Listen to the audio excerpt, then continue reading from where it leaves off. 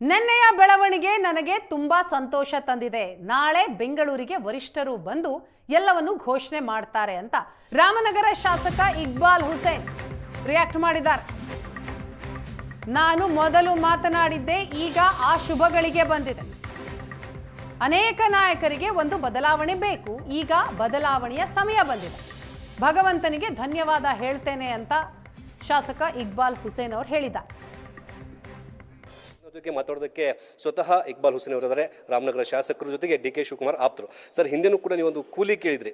ಡಿ.ಕೆ. ಶಿವಕುಮಾರ್ ಅವರು ಸಾಕಷ್ಟು ಪಕ್ಷಕ್ಕೆ ಸಹ ದುಡಿದಿದ್ರು, ಅವ್ರು ಕೂಲಿ ಕೊಡಿ ಅಂತ ಹೇಳಿ. ಈಗ ಆ ಸಮಯ ಬಂದಿದೆ ಸರ್. ನೋಡಿ, ನನ್ನ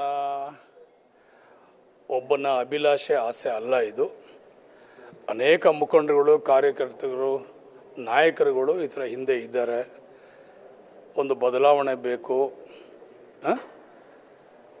ಒಂದು ದುಡ್ದಂಥವ್ರಿಗೆ, ಸಂಘಟನೆ ಮಾಡಿದಂಥವ್ರಿಗೆ, ಹೋರಾಟ ಮಾಡಿದಂಥವ್ರಿಗೆ, ಪಕ್ಷಕ್ಕೆ ಅನೇಕ ರೀತಿಯಲ್ಲಿ ತ್ಯಾಗ ಮಾಡಿದಂಥವ್ರಿಗೆ ಒಂದು ಗೌರವವನ್ನು, ಒಂದು ಸ್ಥಾನವನ್ನು ಕೊಡಬೇಕಂಥೇಳಿ ತಳಮಟ್ಟದಿಂದ ಸಾಕಷ್ಟು ಕಾರ್ಯಕರ್ತರು ಆಸೆ ಪಟ್ಟಿದ್ರು. ಇವತ್ತು ಭಗವಂತ ಅದನ್ನು ಈಡೇರಿಸ್ತಾ ಇದ್ದಾನೆ. ಅದರಲ್ಲಿ ನಾನು ಒಬ್ಬ.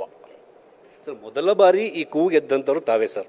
ಅಂದರೆ ಡಿ.ಕೆ. ಶಿವಕುಮಾರ್ ಅವರಿಗೆ ಅಧಿಕಾರ ಹಂಚಿಕೆ ಆಗಬೇಕು ಅಥವಾ ಈ ಸಚಿವ ಸಂಪುಟಗಳು ಸ್ವಲ್ಪ ಬದಲಾವಣೆ ಆಗಬೇಕು, ಮೊದಲ ಧ್ವನಿ ಎದ್ದದ್ದು ತಾವೇ ಸರ್. ಇದರಲ್ಲಿ ಲಕ್ಷಾಂತರ ಜನ ಇದ್ದಾರೆ. ಅವರೆಲ್ಲ ಮೌನವಾಗಿದ್ದರು.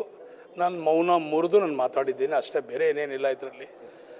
ನಾನು ಒಬ್ಬನೇ ಅಂತ ಅಲ್ಲ, ರಾಜ್ಯದಲ್ಲಿ ಲಕ್ಷಾಂತರ ಜನ ಕಾರ್ಯಕರ್ತಿದ್ದಾರೆ. ಅವರೆಲ್ಲರೂ ಮೌನವಾಗಿ ಅವ್ರದ್ದೇ ಆದಂಥ ರೀತಿಯಲ್ಲಿ ಬೇಡಿಕೆ ಇಡ್ತಾ ಇದ್ರು. ಆದರೆ ನಾನು ಮೌನ ಮುರಿದು ನಾನು ಮಾತಾಡ್ತಾ ಇದ್ದೆ. ಈಗ ಖುಷಿಯಾಗಿದ್ದಾರೆ ಸರ್. ಈಗ ಈ ಒಂದು ಬೆಳವಣಿಗೆ ನೋಡ್ತಾ ಇದ್ದೀನಿ, ನನ್ನಷ್ಟು ಖುಷಿ ಪಟ್ಟನೆ ಯಾರೂ ಇಲ್ಲ ಅಂತ ಕಾಣ್ತದೆ ಪ್ರಾಯಶಃ. ನಾನು ಭಾಳ ಸಂತೋಷವಾಗಿ, ನಾನು ಇಡೀ ರಾತ್ರಿ ನಾನು ನಿದ್ದೆ ಮಾಡಲಿಲ್ಲ, ನಾನು ಭಾಳ ಖುಷಿಯಾಗಿದ್ದೇನೆ. ಕೊನೆ ಪ್ರಶ್ನೆ ಸರ್, ಎಲ್ಲೂ ಕೂಡ ಹೈಕಮಾಂಡ್ ಇದುವರೆಗೂ ಕೂಡ ಡಿ.ಕೆ. ಶಿವಕುಮಾರ್ ಅವರೇ ಮುಂದಿನ ಮುಖ್ಯಮಂತ್ರಿಗಳು ಅಂತ ಹೇಳಿ ಎಲ್ಲೂ ಕೂಡ ಘೋಷಣೆ ಮಾಡಿರಲ್ಲ ಸರ್. ಯಾಕೆ ಈ ವಿಳಂಬ ಆಗ್ತಾ ಇದೆಯಾ ಸರ್? ವಿಳಂಬ ಎಲ್ಲ ಆಗ್ತಾ ಇದೆ. ನಿನ್ನೆ ತಾನೇ ಎಲ್ಲನೂ ಒಂದು ಹಂತಕ್ಕೆ ವರಿಷ್ಠರು ತೀರ್ಮಾನ ತಗೊಂಡಿದ್ದಾರೆ. ಸೊ ಇನ್ನು 2-3 ದಿವಸದಲ್ಲಿ ಎಲ್ಲವೂ ಕೂಡ ಒಂದು ಹಂತಕ್ಕೆ ಬರ್ತದೆ. ಸರ್, ಈಗಾಗಲೇ ರಾಜ್ಯದಲ್ಲಿ ಈ 3 ವರ್ಷದ ಆಳ್ವಿಕೆ ಬಗ್ಗೆ ಜನರಲ್ಲಿ ಸಾಕಷ್ಟು ಸ್ವಲ್ಪ ಅಸಮಾಧಾನ ಇದೆ.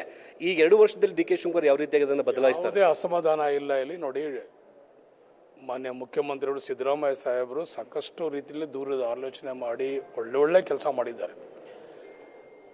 ಈ ಹಿಂದೆ ಇತಿಹಾಸದಲ್ಲಿ ಯಾರೂ ಮಾಡದಿರುವಂಥ, ಇತಿಹಾಸದ ಪುಟದಲ್ಲಿ ಬರೆಯುವಂಥ ಕೆಲಸನೂ ಕೂಡ ಮಾಡಿದ್ದಾರೆ.